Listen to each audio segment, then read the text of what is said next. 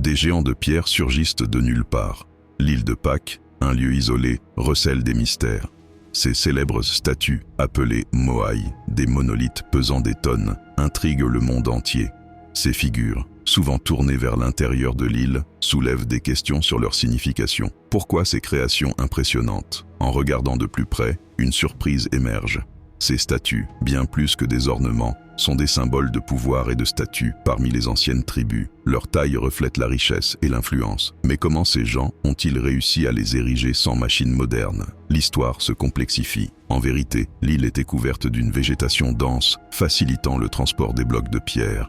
Mais au fil du temps, la déforestation a lourdement impacté les ressources. Les habitants ont commencé à chuter dans un cycle de guerre pour le pouvoir, réalisant finalement que leur environnement ne pouvait plus soutenir leur ambition. Voici le moment clé. Il semblerait que les Moai soient également des symboles d'apaisement, une tentative de rétablir l'équilibre face à la destruction causée par leurs propres actions. Une leçon précieuse au cœur de leur culture. La situation devint désespérée. À cause de la guerre et de l'extinction des ressources, la population a chuté dramatiquement. Certains Moai, renversés, gisent là, témoins d'un drame passé. La surprise finale se dessine. Les récentes études montrent que ces statues avaient aussi une dimension spirituelle. Elles étaient des ancêtres, offrant protection et guidance. Ces géants de pierre cachent ainsi un savoir profondément humain, un héritage tragique mais puissant.